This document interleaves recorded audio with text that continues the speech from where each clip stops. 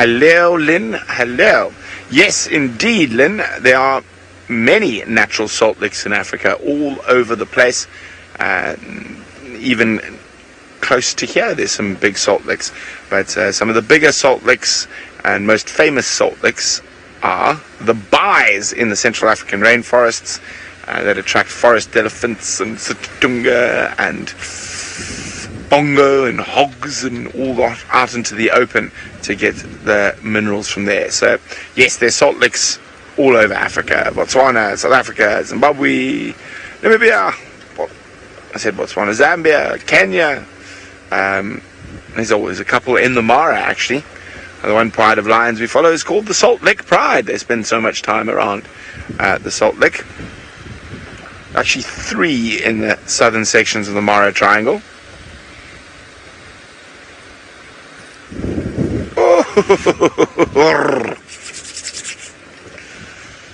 It's nearly time to get all the winter woolies out shortly. Good guess, but unfortunately not, Jamie. Sabi Sands is actually relatively young. It was proclaimed well after the Kruger National Park and a lot of the other national parks. The Sabi Sands is only because it started off as private land, as private farms, private hunting farms, cattle farms. So the Sabi Sands, I think, has been, I can't even remember. So I think it's the late 60s.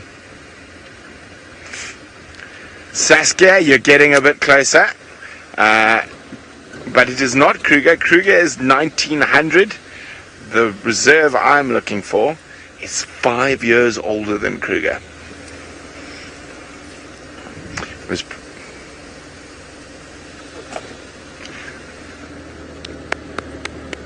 well done, Ashton. Indeed, Tlui Umfolozi Game Reserve, 1895 it was proclaimed. Now, strange enough, it was a protected area even before colonial times.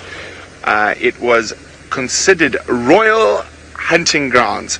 So only the royal family could hunt there, and they only hunted there once a year.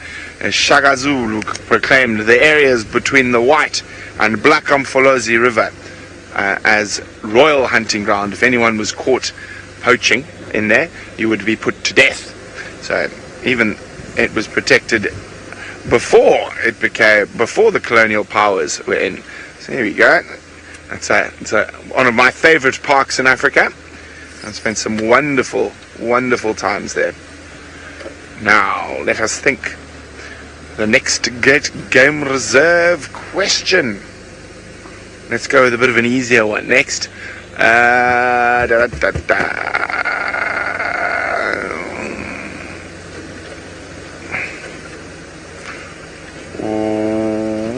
Where is the first? Actually, that's not an easier one. I'll save that one for later. What is the biggest national park in Kenya? Hashtag Safari Live if you know the answer. What is the biggest national park in Kenya? Okay, wait. Well, I know Shadulu was up and about in this area this morning, and we know how much she zigzags, so we're hoping she might have zagged back onto Djuma.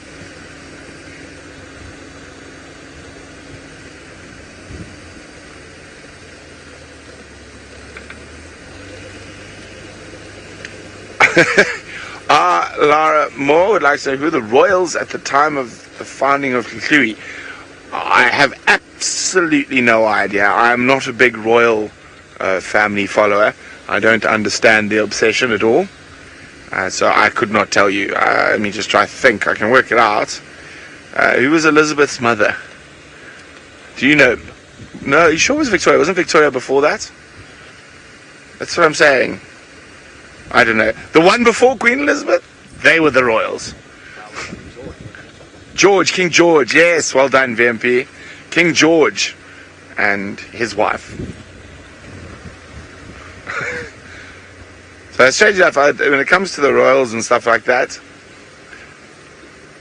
I know more about sort of, Victoria, because she had a huge hand in shaping the history and the future and of Africa. Hello, Lily, who's 7 years old. Lily, I'm afraid it is not the Masai Mara. Sorry, Lily. Try again.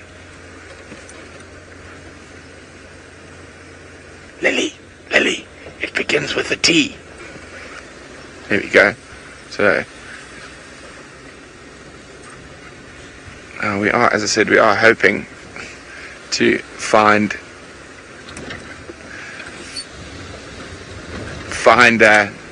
any form of heartbeat at the moment.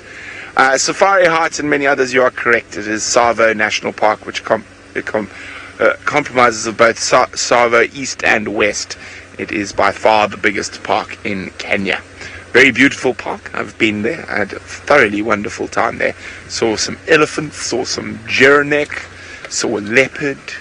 The day before we arrived, my friends saw wild dogs. So it is a magnificent place.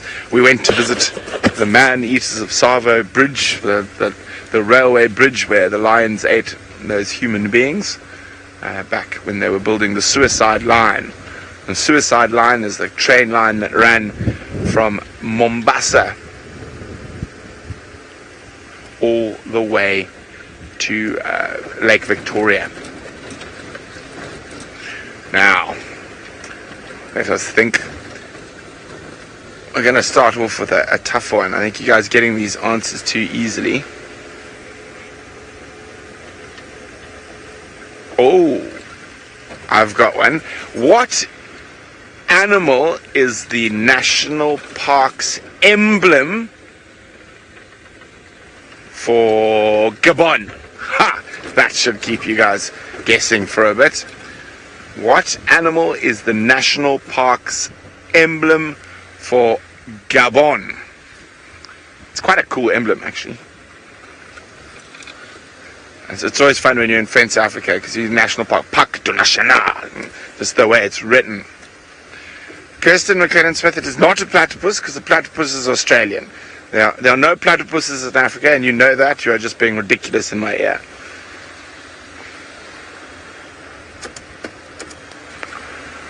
So we're at that awkward stage where Spotlight doesn't quite do the job.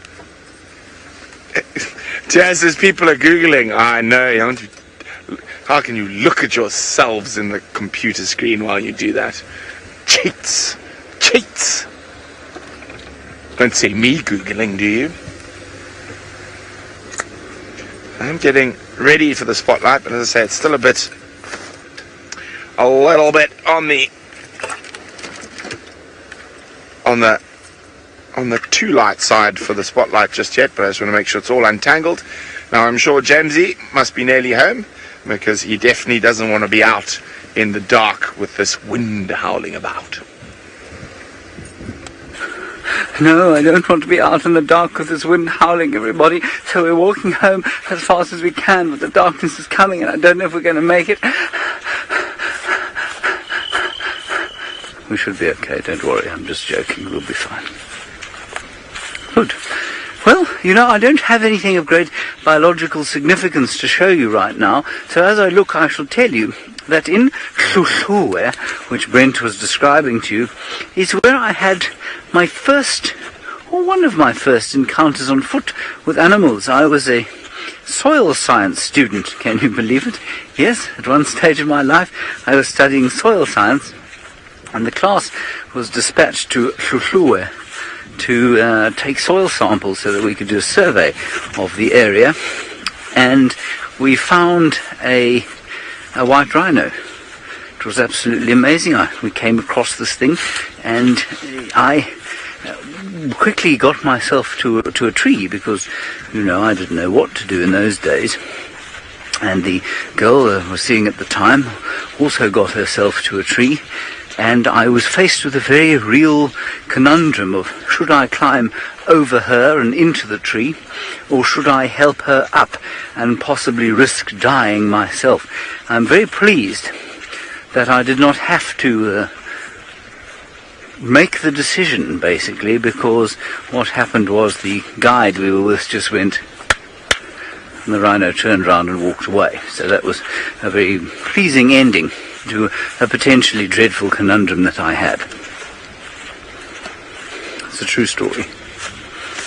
What else? That's all I can tell you about Chitwa, I think. Yes, that's all I can tell you about Chitwa. Now, we're approaching quarantine clearings, and I wonder if we won't find the last...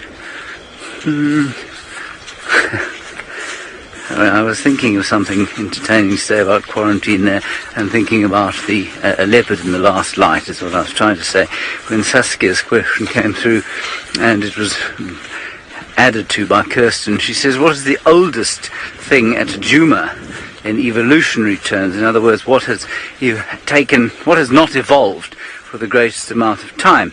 And then Kirsten added, other than you, which I thought was very unkind.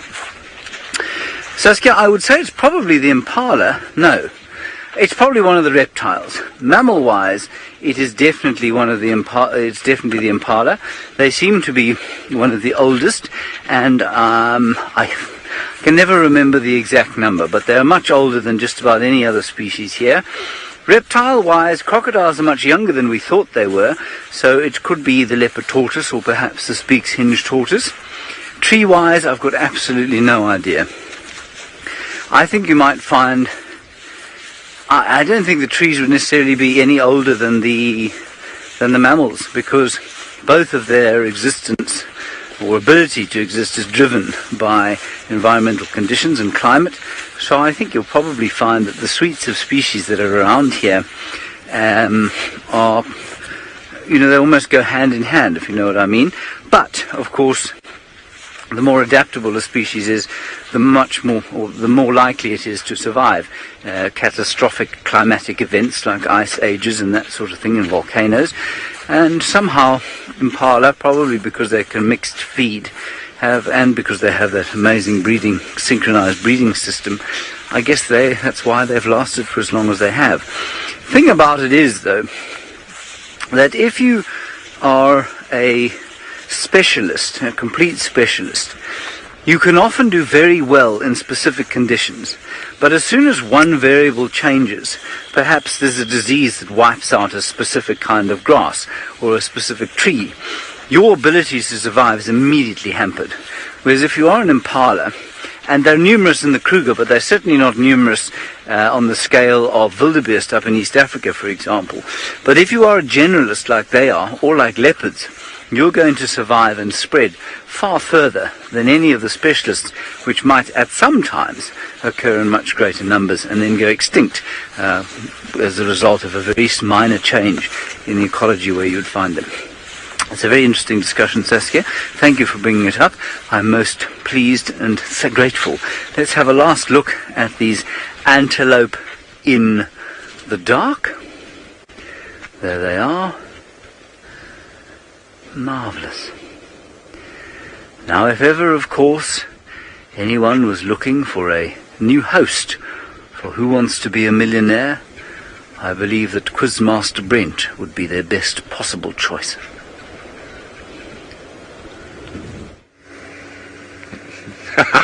Funny, Jamesy. Now, I've got an easier one coming through. I'm going to stick with it. I quite like this topic. But of course, before I launch into another question,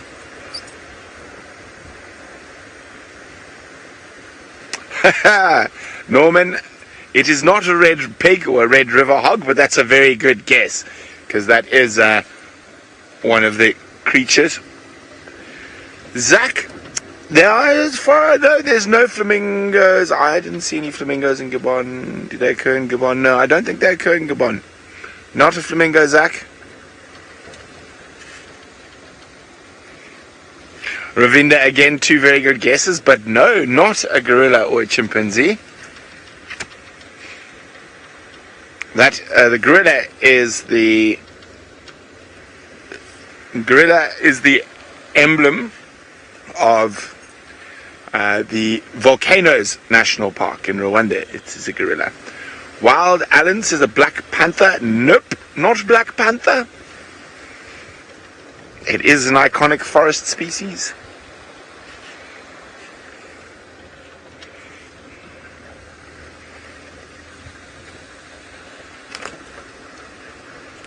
I was waiting for that, Liz.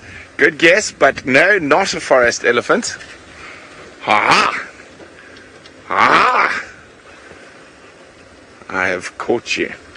If no one gets it. Piat, it is not a rock hyrax. You don't get rock hyraxes there, you only get tree hyraxes in the rainforest. It is, I'm going to see, wait, one more before I give a big hint. Kia, it is not a baboon either. I'll give you a hint. It is related, was in the same family as the kudu. Aha, that's a big hint.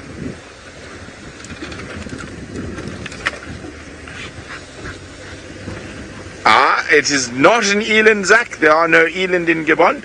To the north of Gabon, however, you do get the Lord Derby's eland in the Central African Republic. Aha! Bill, Nyala, it is not, but again, it is a cousin. A distant cousin of the Nyala. Now, Bill, Nyala only occur in South Africa and Mozambique and Zimbabwe. And there we go. Lara Moa, indeedy, it is a bongo. One of the biggest antelopes around. A big male bongo can weigh over 400 kilograms. Very heavy. But it is a bongo indeed. Now, an easier one. Maybe not so. I like this game. I've got another one here. What animal is the emblem for South African National Park? Easy, easy, easy. That's going to be quick.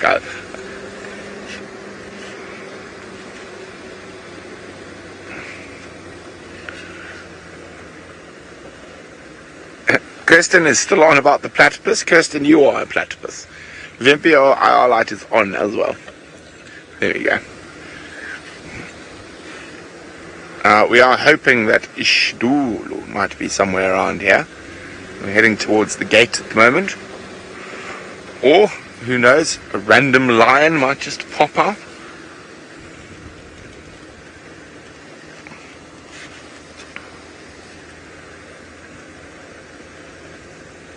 Cody, I am so sad you've never heard of a bongo. I think you should Google bongo and have a look. It is an absolutely gorgeous antelope. Now, you have two types of bongo. You have the Western bongo, which is the more common, that occurs Central African Republic, Cameroon, Congo, both Congos, and then the Eastern bongo, which is much more rare, and that occurs in Kenya, strange enough, in the Aberdares, and very, very rare though, surviving in remnant forest up in the mountains of Kenya.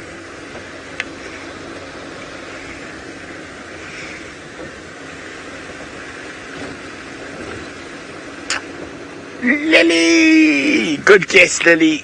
7 years old, Lily. It is not a lion. It's another antelope.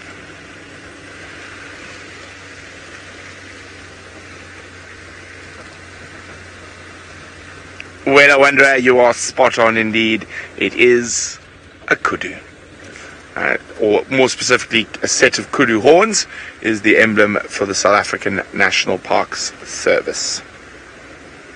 I'm sure there was a lot of correct answers on that one. So, after the easy one, let's hit you with the difficult one.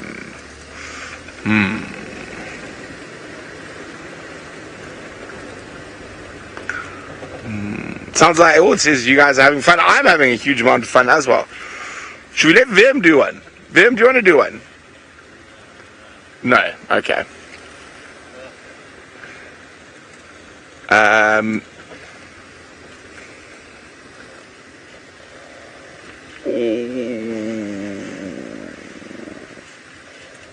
What national park is on the edge of a salt pan that is the same size as the country of Switzerland?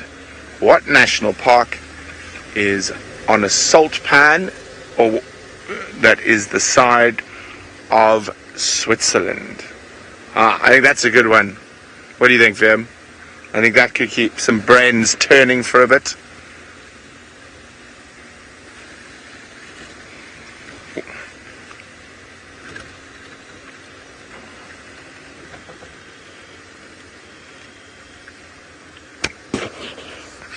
Coast cider. What is the largest continuous reserve in southern Africa? It is probably the Kalahari, not the Central Kalahari. No, actually Kruger's bigger than Central Kalahari. Probably Kruger in southern Africa. Yeah, I would probably say it's Kruger. Chobe's about 1 million. Central Kalahari is 1.2 million. Kruger's 2.4, and that's not including all the private reserves and transfrontier parks. If you go north into Zambia, the Kafue is much bigger than Kruger, probably about double the size. So I guess, yeah, it's Kruger if you work it out. Etosha's not nearly the same size as Kruger. I think Skeleton Coast maybe, Vim? What do you think? Yeah. What's sorry, Vim? It's long and narrow. It's long and narrow, yeah, but I'm just trying to think. And so it's a difficult one. So apparently Ralph has got a flat tire, so you're stuck with VMP and I. VM, left or right? Left. VM wants to go left. VM wants to check the boundary for Shidulu. Oh, well done. Punk and rock music. That's the type of music I like to listen to, punk and rock music, and you've got it right. It's indeed the Mkhadi Pans National Park. It is in central Botswana. The Mkhadi Pan is the remnant of an old super lake that the Zambezi River used to flow into, as well as the Okavango and Kwondo and Chobe rivers. And that super lake used to flow out to sea down the Limpopo River, which is on the northern boundary of South Africa. The Limpopo is a relatively dry river, a sand river for most of the time now, but about 30 to 40,000 years ago, it was a massive flowing river, and it used to go out to sea in Mozambique. Of course, the Zambezi still goes out to sea in Mozambique, just a lot further north now. There was a tectonic plate movement which caused the Zambezi to change its direction and that super lake to dry.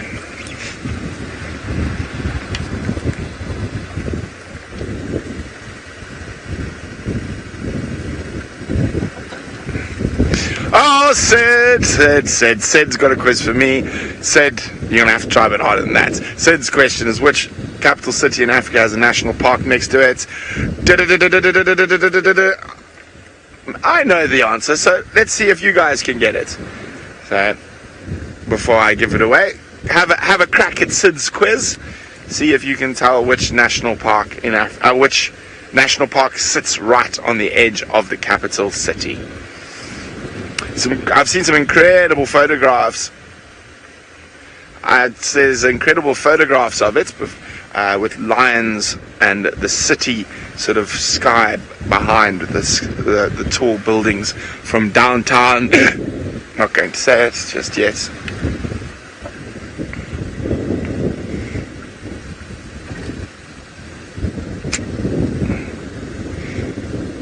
Okay.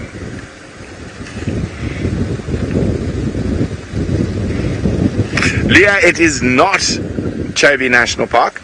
Chobe National Park has the very small village of Kasane next to it. No, not capital city. Capital of Botswana is Gaborone, and it's way down on the south near the border with South Africa.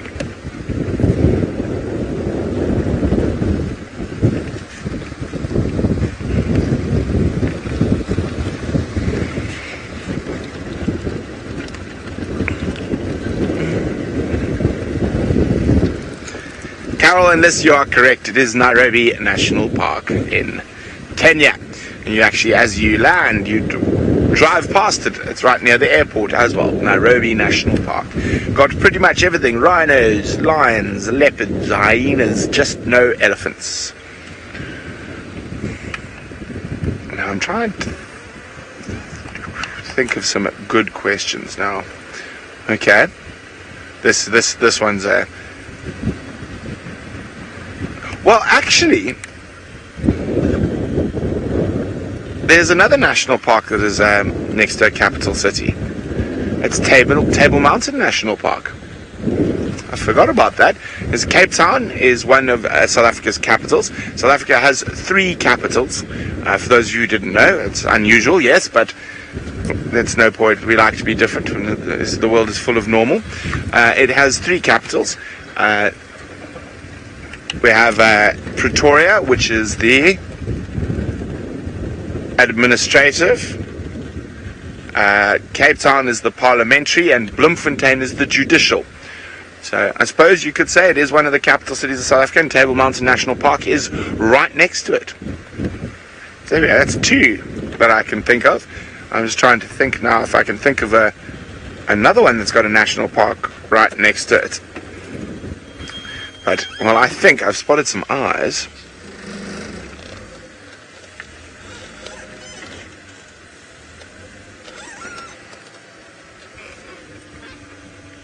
See them there, Vim? I'm not sure what it is. I can just see some eyes there. Probably a duck or a stenbok. We're just double checking. What do you think, Vimpy? Yeah, they're still there. Between those 2 little sticks. It's a duiker. Okay, it's a little duiker. We're not going to keep. So, Stuart, the most inaccessible national park in Africa. Oof. Anyone in in Somalia at the moment. Generally, when it comes to that stuff, also another very inaccessible national park, Salanga in DRC Congo. What else is very inaccessible? Most of the national parks in Central African Republic at the moment, most of that inaccessibility is due to problems. Well, political uprising, civil war, that type of stuff.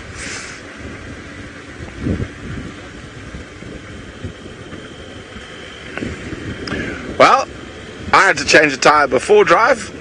Ralph had to change his tyre during drive, but it seems like he is up and about again. Yes, well, everyone, you know that little word called karma, because I was laughing at Brent when he was changing his tyre earlier, and well, it caught up with me quite quickly then, didn't it? So, yeah, that little escapade that we had where we found those elephants, that obviously landed us with a puncture, so we just quickly had to, oh, there's some eyes, we quickly had to change, there's green eyes as well. What are you in the bushes there?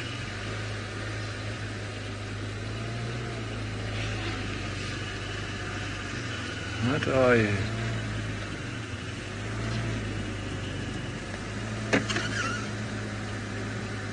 That looks like an antelope, looks like maybe a nyala. So yes, we had to change that. Now it seems like Brent is the quiz king. So there's a little question that I'd like to ask all of you, but I'd also like to see if Brent knows the answer, and that is, what is the country, and you're going to be surprised with the answer, what is the country in the world with the highest low point? So in other words, the lowest point in that country is the highest out of all the countries' low points in the world. So the country with the highest low point on the planet. Which country is that? And now don't Google it. Come on, guys. Let's see your answers. Let's have all the guesses. And let's see what Brent says. And Kirsten, I'm going to be asking you to check that Brent doesn't Google it. We want honest answers while we look for some night animals here. Where are our little bush babies?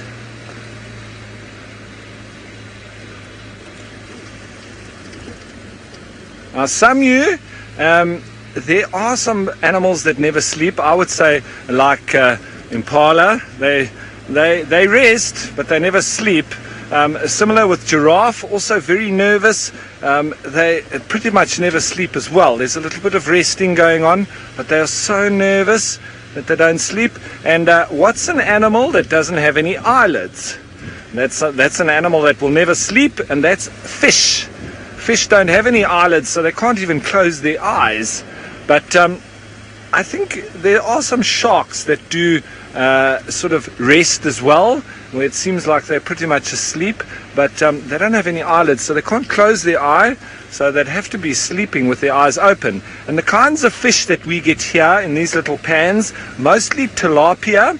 There's a couple of different species of tilapia, but we also call them locally kerper in Afrikaans. We also have the catfish, the sharp-toothed catfish, which is probably the most prolific of the lot. Naturally occurring, there should also be some little silverfish and yellowfish, and then there's, in the Kruger Park area, there's a very special fish that is called the Bryant lungfish, but it's only found, it's endemic to South Africa and only found in a specific part of the Kruger National Park.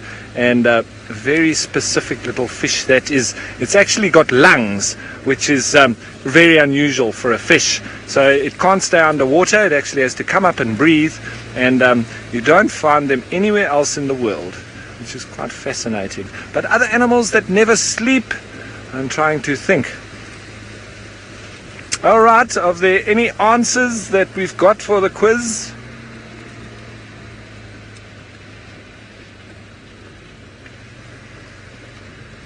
Britain, no, you are incorrect. It is not. Let's just have a look. I don't know if he's disappeared. There he is. We can go to IR, infrared, so that we don't disturb him. He might come back out on the road. I'll just keep the spot until we do. There we are. Brent and Pangolin, that is a very common answer, and you would think that Nepal is the country with the highest low point, but it is incorrect. Incorrect. As we look at this little Cape scrub here, I think we're going to move on a little bit. See what other animals we can find in the darkness. I'm looking for a bush baby. Haven't seen one in a long time. Saw one the other evening, but very fleetingly. So Nepal is not the correct answer. It is not the country with the highest low point in the world. You will be surprised. Dirk, it is not Peru. Not Peru. We're pretty much, I'm sure we're going to go through all the countries with mountains in them, but that's all right. That's all right. Come on, where's our bush babies, or a chameleon? We'll look for a chameleon as well. There's some eyes there, but probably impala. Don't shine on the impala. Any of the diurnal animals, it pretty much stuns them. So, Ashley, you have hit the nail on the head. It is indeed Lesotho, the country with the highest low point in the world. So a little bit closer to home than anybody would think. And everywhere in Lesotho is above 1,000 meters, whereas in Nepal there are places that are below 1,000 meters. So very interesting, huh? So Brent, another scrub here. Brent has found what I've been looking for. Off to him.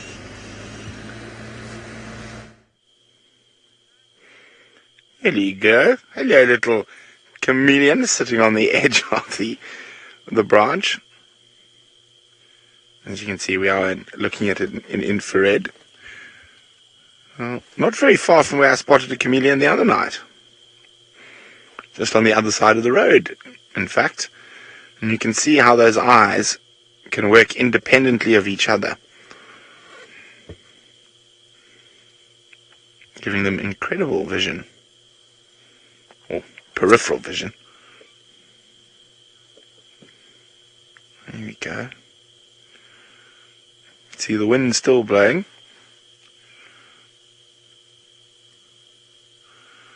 Shame that the chameleon. We don't like keeping the lights on them for too long. Well, lights off now, but when we found them, I think the light probably woke him up when we spotted him as we were walking, when we were driving past. I spotted him in the spotlight.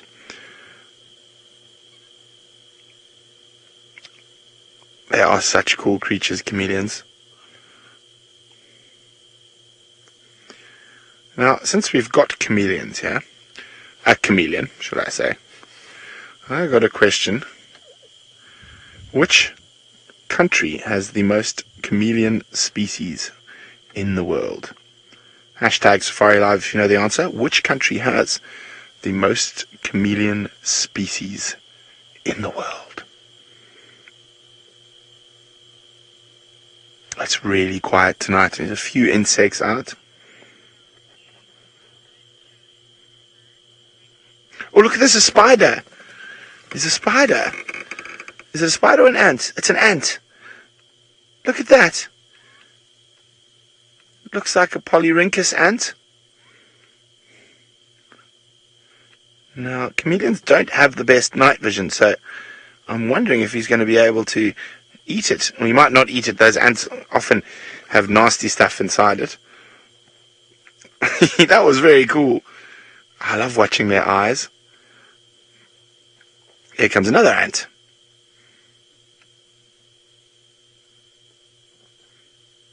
That's fascinating. The ant seems a bit confused about, what is this? This isn't a branch. This isn't a leaf.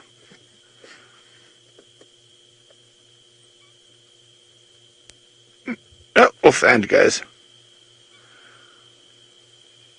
How cool is that? Thank you very much, Anne. Anne says we found the new Safari Live show. It's Aaron. Sorry, I misheard there. Thanks, Aaron. And it's a quiz with Brent. Let's start a Kickstarter campaign. Yes, that would be quite fun. A little Safari quiz show.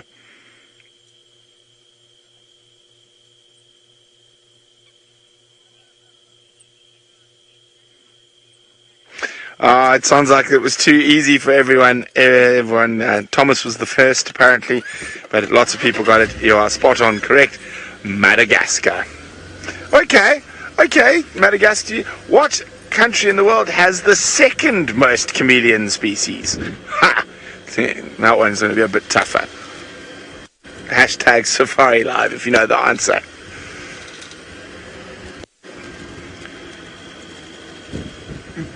Hello, Tula Ann, who's 5 years old. Tula Ann, I have not been to any of the national parks in the USA yet, but I really want to. The closest I came was I went out into the Puget Sound off Seattle. I saw some seals. I saw a black bear cross the road in front of me when I was on my way to a meeting, but I have unfortunately not. Yellowstone, definitely high up on spots I want to go. Anywhere in the Rockies, really, and Wyoming, and Montana. I'm a big fly fisherman, so Montana I would definitely like to get to.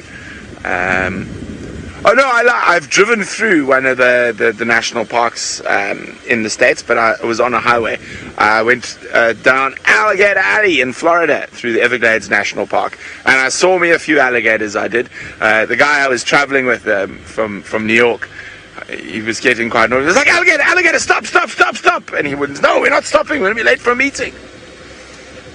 Yes, but Alligator Alley, I suppose it doesn't really count. I didn't go to it. I just drove through it.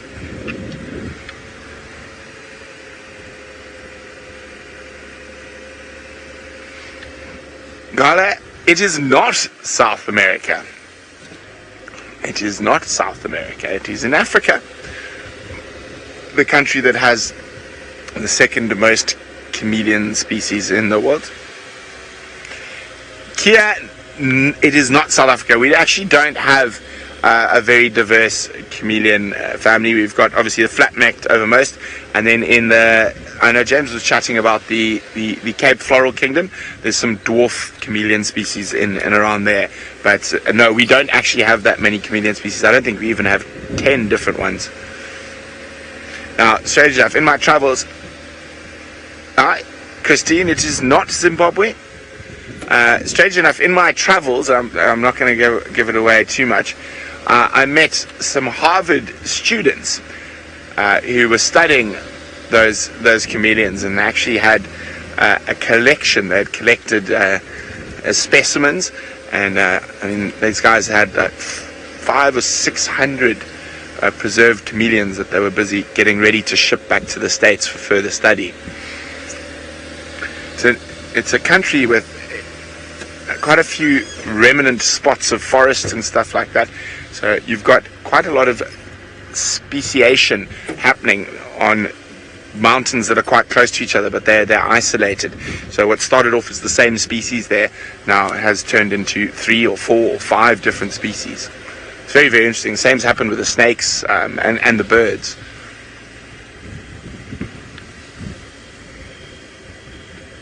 Well, you try to figure out what it is. Let's go across to Ralph to see what he's up to next. Well, we're pretty much just driving around looking for any kind of nightlife. Maybe there's a little art fark walking around or a little genet. But I can tell you what, on a night like this, it would be very difficult to navigate. If I didn't have Davy on board or a trusty GPS or something to find our way organically like that, I would be totally lost. I'd have to drive around until I find something that I recognize, because you cannot, there's one star poking out, but you can't see enough stars. There's no Southern Cross, there's nothing else to see that you would be able to work out which direction we're going, and you could turn around in circles all night. I think what you'd have to do if you didn't have any of those, and if I was alone, I would just drive in one direction for as long as possible and try and get to a fence or a building, or just go towards a light, something like that. But really, this is the kind of evening you get horribly lost on a game reserve. And something that happened to me when I was on Salati Game Reserve, which is not too far from here. It's 22,000 hectares, so it's probably about 20 times the size of Djuma. But I was driving around, I was still new to the reserve, and it landed up quite a night like this, where it was quite overcast, and I was driving a group of students around. We were doing a night drive, and I thought I knew exactly where I was, until I wanted to come back. Then I started driving back, and I thought, I need to turn right here. So I turned right, and then when I got to a junction, it didn't look familiar, so I went right again. And then I thought, no, okay, got to another junction, and then I thought, no, I need to correct myself. I turned left. I don't know where I landed up, but it took us about 3 hours to get back. Eventually we found a riverbed that we stayed on the opposite side of, so we landed up following that. But we must have driven about 25 to 30 kilometers out of away from where we were supposed to be. It was incredible. And I've also had it at night, where I've been walking and I've had to we went for an overnight sleep out in the Kruger National Park up in Makuleki, and one of the girls fell horribly ill in the middle of the night, and we had to call a camp to come and get close to us to the closest road, which was only about 250 meters away from us. However, there had been lions calling near to us. We had walked past a massive herd of buffalo on the way to our spot, where we were sleeping on the side of a small hill overlooking a little pan. And so anyway, eventually the rescue car came to that spot about 250 meters away from us, and we could hear their voices. But once we went down into the little valley that where the pan was, we sort of lost audio of their voices. And in the dark, we were very worried, obviously, about big wild animals such as elephants and lions. So we had our strong torches with us, and we walked and walked and walked very slowly with some other guys with us, just for more eyes. And we landed up that we heard some voices, and we thought, well, there they are. And we walked up, and after about 45 minutes, we realized we were back at camp. So we had to start all over again, and the guys at the vehicle were really worrying about us, because they couldn't understand why we weren't getting to them. So it landed up taking us an hour and a half to walk 250 meters. But it was in the dark, pitch black. We only had torches, and it was quite scary. I tell you, I got back to camp, and that little 200 meters totally exhausted me, and we had walked, I think it was about 20 kilometers that day, but the worst was that 250 meters. I was totally exhausted. I passed out that night. Luckily we had our night watchmen that were looking out over us the whole night, so I could sleep at least a little bit. Oopsie.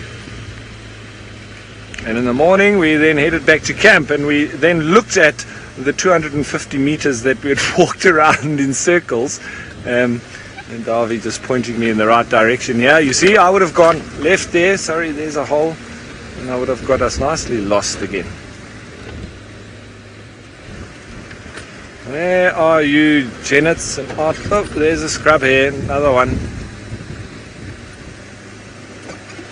Okay, I think we're going to try and find any kind of night animal except a scrub hare. We've seen enough of them. Not that I'm discriminating, but we'd like to see something else. Let's head on over to Brent and see if he's been able to find anything, but also his quiz answers.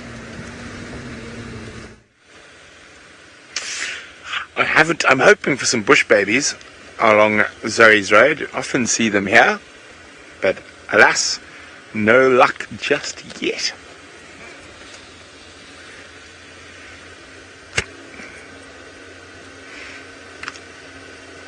Now we're getting closer, Barbara and Liz, but it is neither Mozambique nor is it Kenya. But we are getting closer. Could be somewhere in between. It's in between Kenya and Mozambique. It is Tanzania. Well done, W. Jane. There we go. It is Tanzania. And most of that is due to the Eastern Arc Mountains. The Ulungurus, the Mbarikas, the Odudzungwas, and there you've got incredible speciation that is being studied, from the birds to the reptiles. Incredible speciation. Okay. Now,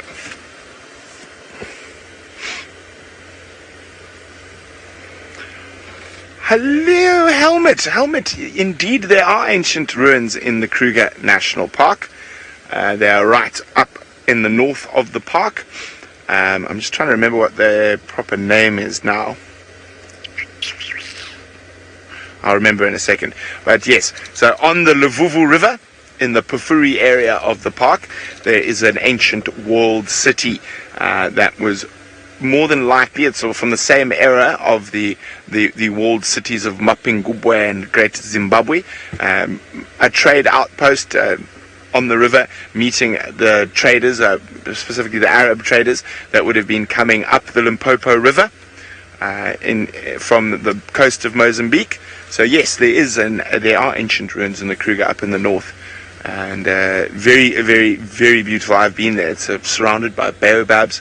It is absolutely spectacular, and the name of that city is going to make me go mad because I cannot remember it. But yes, part of the same as the Mapingubwe complex. Now Mapingubwe is further up the Limpopo River, which was one of the great trade routes. Now there's an interesting tree that you will find on the Limpopo River in southern Africa, and most of the major rivers coming in from East Africa, and these trees have become naturalized in Africa. They are not from Africa, and they were eaten by the Arab traders on their caravans and stuff as they moved in, either trading for ivory, gold, or slaves. And I used to eat them quite a lot. I had quite a big one outside my room in Tanzania. Lovely, sweet and sticky, the tamarind tree. So there's tamarind trees in that part of Kruger, where there are no tamarind trees further south. There were some sort of forays down further to the east coast of Africa in terms of trading, but the problem is the active coastline that the east coast of South Africa has would have made it almost impossible for safe anchorages and harbours for the trading dhows. So that's why they didn't really come further down than Mozambique.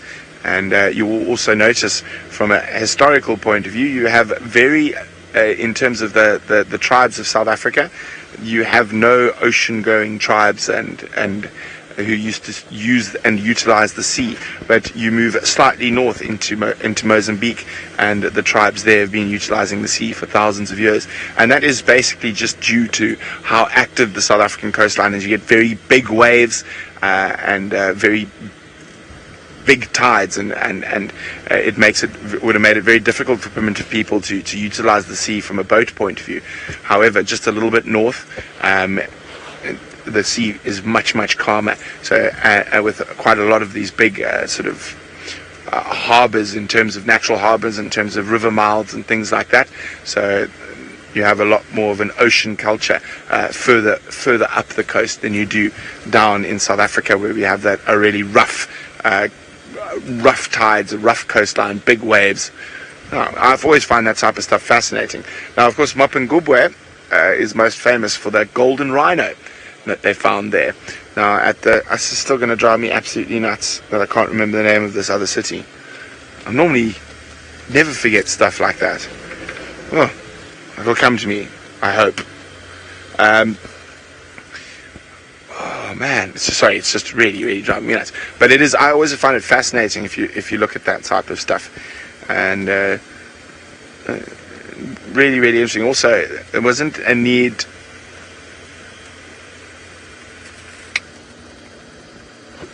Thank you, 340 Dream. Thulamela is the name of the Kruger ruins. Thank you very much. It was literally going to make me go absolutely bonkers before the end of drive. Thulamela is the correct name for the Kruger ruins. Yes, I've been there. It's beautiful, right on a hill above the Luvuvu River. I actually saw a leopard on my way there. Okay, well, thank you for that. I'm going to keep searching for a bush baby or three. In the meantime, let's see if Rolf's had any luck with any nocturnal critters. Not just yet, Brent. We've had lots of little scrub hares. There's another one, but nothing else. And I was just chatting with Davy as well. Saskia, there are lots of bats in Djuma, insectivorous bats, but they do migrate as well, so we don't really see them in winter. And we also have lots of fruit bats as well. So the insectivorous bats are normally the little microchiroptera that we call them, small little bats, tiny little things. They've got ferocious little jaws that they attack the insects as they fly through. And quite interesting is that we used to have some insectivorous bats living in our thatch on one of the camps that I used to work at, where we were training the students. And these bats used to obviously live up inside the rafters, inside the thatch. And underneath was our table where we used to have dinner, and we also used to do all our studies and so on, and the lectures, etc. And the little bats obviously used to go out hunting every night. And in the morning, we used to see all sorts of casings and legs of all sorts of whatever they'd been eating during the night. And it was fascinating, the kinds of things that they used to be feeding on, obviously. And a lot of spiders. They used to be eating golden orb-web spiders. So that's quite incredible. And one of the instructors actually saw that the bats weren't catching the spider and flying through the web. They were actually flying up to the web and grabbing the spider out of it. So it wasn't like a straight through and catch it on its way through. And then obviously go up into the rafters and eat the body of the spider and drop off the legs. Another one that was fascinating was baboon spider legs. Because as you know, baboon spiders, and there's a little baby scrubby. Baboon spiders, they live on the ground. And let's just see the little baby there. And so the bats would have had to be picking it up off the ground as well. So from flying and grabbing a golden orb-web spider out of the nest to swooping baboon spiders off the ground. This little one is just running away from mommy, which I don't particularly want it to do. Okay, so everybody, tomorrow morning there is going to be a slight time change because we're going into winter. So just a reminder to everybody that it's going to be happening half an hour later than usual. The morning or sunrise safari, there are scrub hairs everywhere. So the sunrise safari will be starting at 6:30 Central African time, or our local time in South Africa, and finishing at 9:30, and then the afternoon show will start half an hour earlier. So instead of at 3:30, it will start at 3. So there you go. Get ready for earlier action. So we get to sleep an hour longer in the evening, but we have our safaris closer together. So we don't get to go out in the middle of the day and find as many tracks as we normally do. We'll have to just work harder on the drives. Now, where are you, bush babies? Or jennets, or aardvark, or leopard? I want to see the unusual things at this time of night. But like I was saying to Davy, it is a little bit early in the year. When we go off into winter, the animals are going to be active a little bit earlier in the evenings because of the difference in temperature. So while we continue looking out for these little critters, let's head on over to Brent and see how his search is going. Well, we've got one last quiz for you. Now, the last quiz of the day. I hope everyone is ready, just so no one gets confused. The quiz is, what time does Safari Live start from tomorrow on the sunrise and sunset safari? Because remember, tomorrow is the winter time change. So the last quiz, what time tomorrow does the safari start, in the morning and in the afternoon?